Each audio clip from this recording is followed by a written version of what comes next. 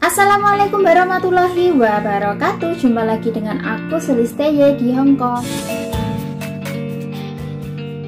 Hai teman-teman semuanya, apa kabar? Semoga kita semuanya dalam keadaan sehat ya, amin. Yang lagi bekerja dimanapun berada, jangan lupa untuk selalu ingat tujuan kita bekerja, biar kita itu segera sampai tujuan yang kita impi-impikan.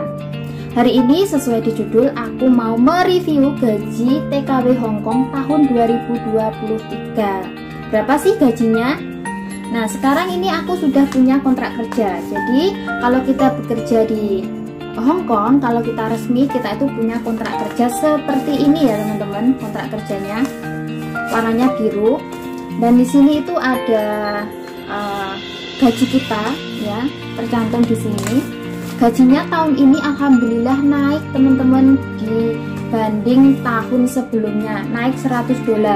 Jadi kalau dulu itu 4.630, untuk tahun 2023 sekarang menjadi $4.730. Alhamdulillah naik. Nah, ini kebetulan aku juga habis gajian teman-teman ya.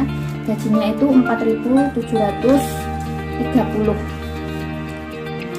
nih. Terus di sini juga ada uang makan ya.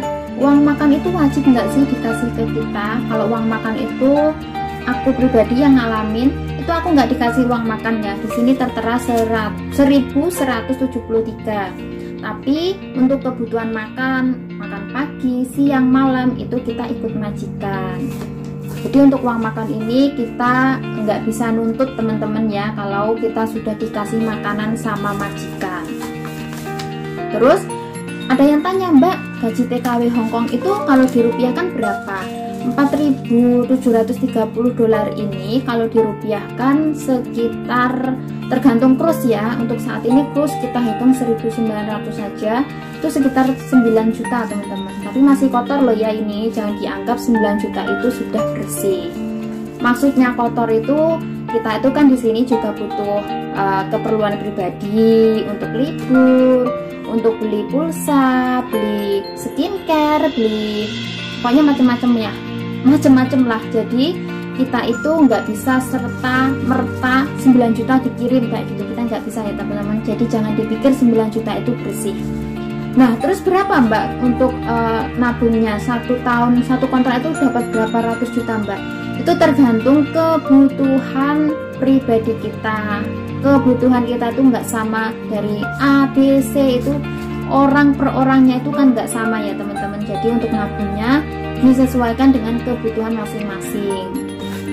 Ya kalau kita bisa nabung 1 bulan 5 juta bersih, ya kita bisa 1 kontrak ya, berarti 24 bulan kita bisa nabung 120 juta teman-teman. Kan nggak sama ya, itu kalau kita bisa nabung 5 juta. Ada juga yang kebutuhannya lebih besar, nggak bisa nabung 5 juta, jadi kan nggak bisa disamaratakan. Nah, enaknya kerja di Hongkong ini teman-teman ya, kita setiap minggu kan libur.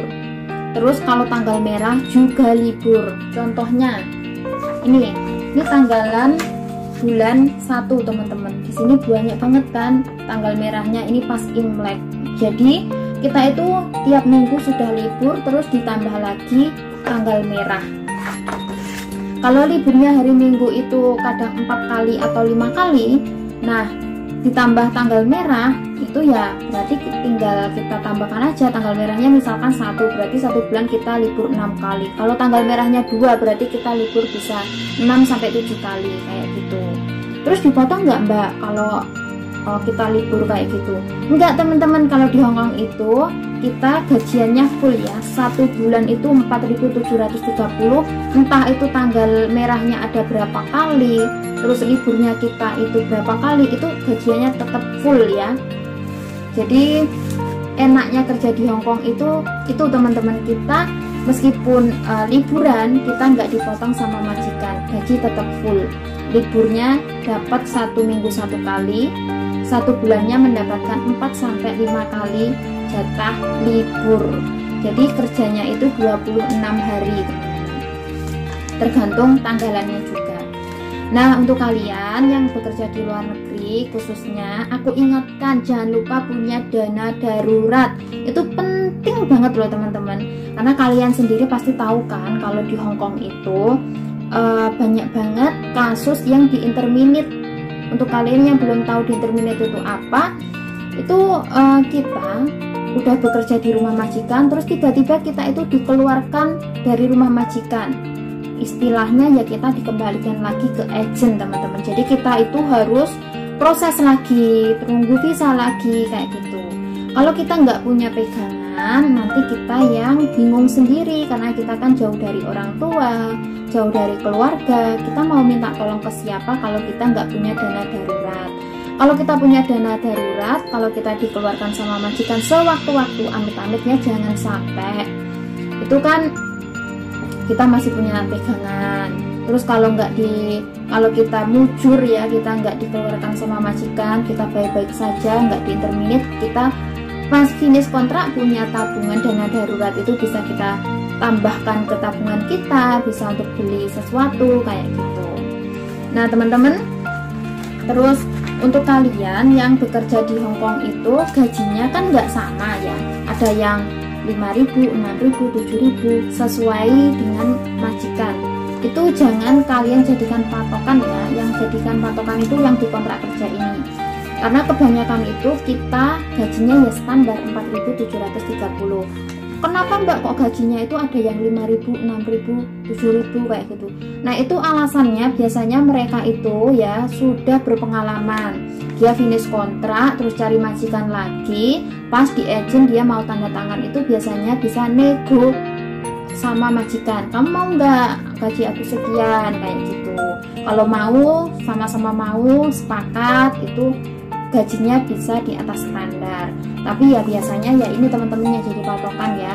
Kalau kita nggak bisa mendapatkan gaji seperti teman kita, kok gajinya ada yang 5.000, 6.000, kok pengen kayak gitu, jangan punya pikiran seperti itu teman-teman. Karena biasanya kalau kita punya gaji di atas standar, itu biasanya juga pekerjaannya juga agak sedikit nambah kayak gitu. Majikan kan nggak mungkin ngasih gaji lebih tapi pekerjaannya sedikit kayak gitu. Pokoknya harus tetap bersyukur ya teman-teman, sedikit banyak disyukurin. Kalau sedikit saja kita bersyukur, pasti Allah akan memberikan rezeki yang lebih besar kayak gitu. Terus kalau di Hong Kong itu ya, kita biasanya meskipun pagi hari dikasih sarapan sama majikan, kadang kita kalau di pasar kan juga pengen beli sesuatu ya, kita disuruh makan mie saja juga bosen. Karena kalau di Hong Kong itu sarapannya roti, makan siangnya biasanya mie, kalau malam baru mendapatkan nasi. Jadi untuk kalian yang baru atau mau kerja di luar negeri jangan kaget ya, biasakan makan seadanya. Karena di Hong Kong itu ya makannya seadanya teman-teman. Pagi cuma sarapannya biasanya roti, siangnya mie, kalau malam baru nasi kayak gitu.